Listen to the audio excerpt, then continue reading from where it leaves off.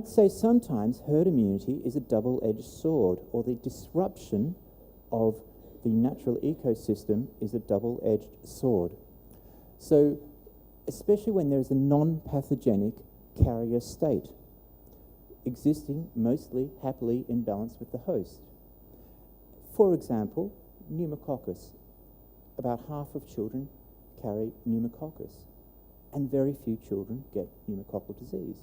Now, you disrupt that carrier state at your peril. Ideally, you prevent the disease, but not the carriage, to keep it simple and prevent the disease.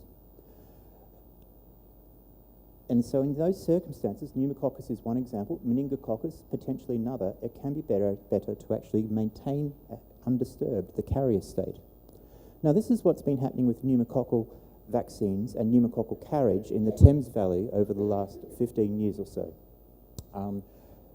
Children, preschool children, seem to be designed to carry pneumococcus. There is a niche in their throat that means that they're in their, and their nasopharynx, that means they will carry pneumococcus, about half of children. So we've had, with no pneumococcal vaccine, it was just over half. When PCV7 was introduced, about a half after PCV, when PCV13 was being introduced.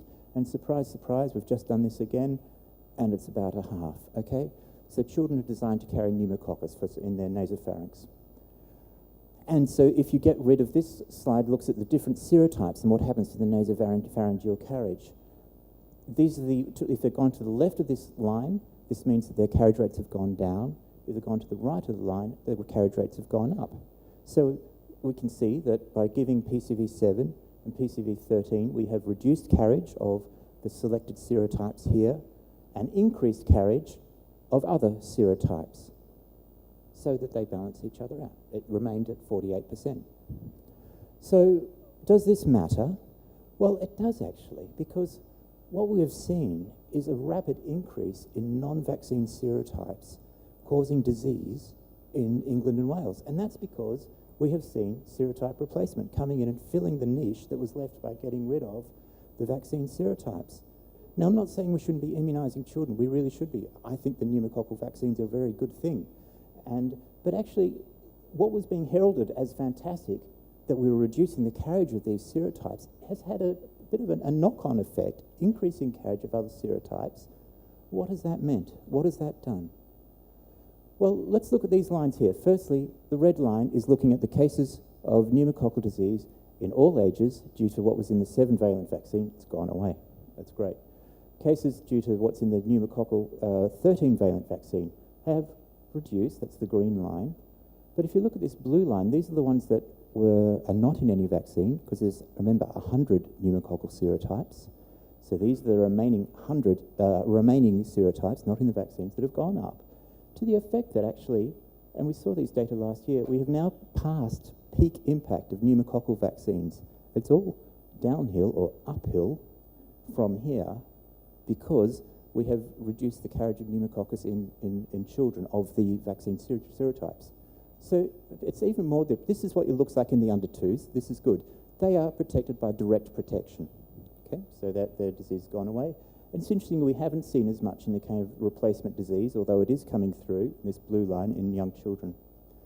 But when this vaccine was introduced, the great hope was that we'd see also dramatic decline in pneumococcal disease in the elderly. And by immunising under 2-year-olds and 2 to 3-year-olds who infect their grandparents, that we would see reduction in the elderly as well. Well, this is all disease in 45 to 64-year-olds, a dramatic re-emergence of non-vaccine, emergence of non-vaccine serotypes. So we're not quite back where we were before, but not far off it. In the elderly, in the over 65s, we saw a reduction, but this rapid emergence of non-vaccine serotypes has undone the good work that was achieved. We are back where we were before. This is the data that came from this Ladani paper, which looks at over 65 years of age.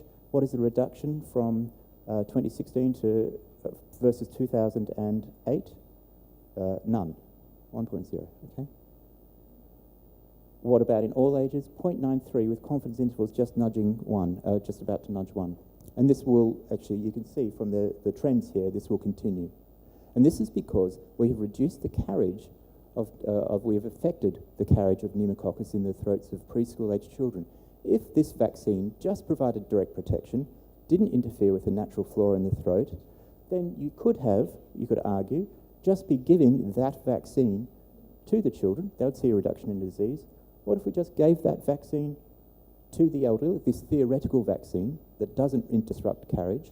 We could then give that to the elderly, and they would have just had this decline in disease with no replacement serotype. Protection by direct effect is easier to manage and can be achieved. So just to run through the serotypes, just to show I'm not making this up, this is serotype by serotype, the different vaccines, serotypes that are not in the vaccine. Serotype A, which has gone up in the elderly, 12F up in the elderly, 9N, I can go on, 15A, 22F.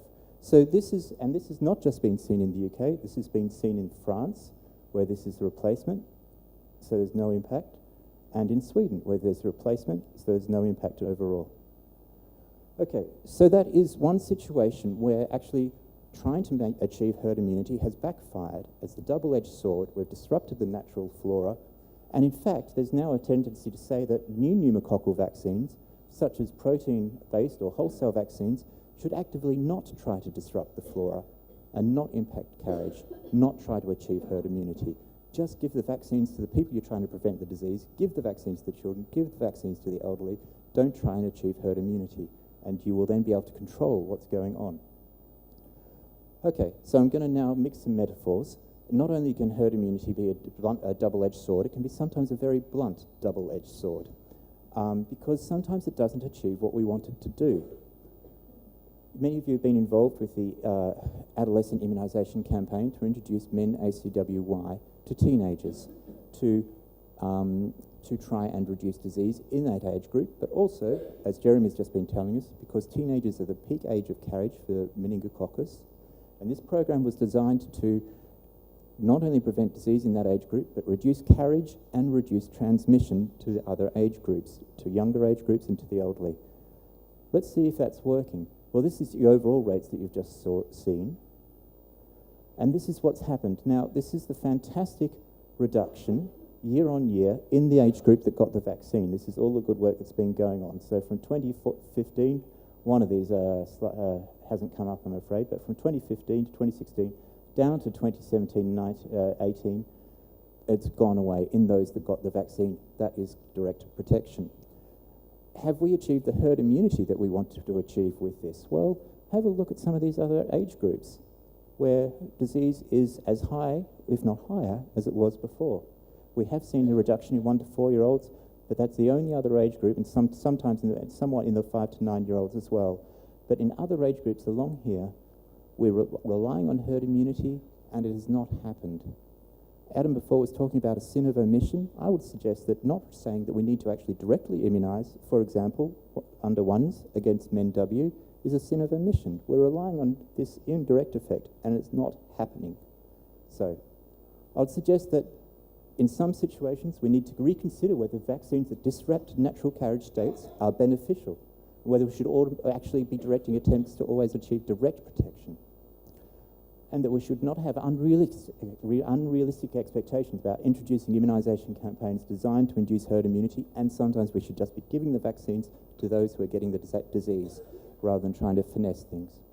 So that is my suggestion as to why we need to keep it simple, stupid, and I would like to hear, of course, I'd be interested in hearing Adam's thoughts on this, and then we'll be able to come back and tell you why he's wrong shortly after.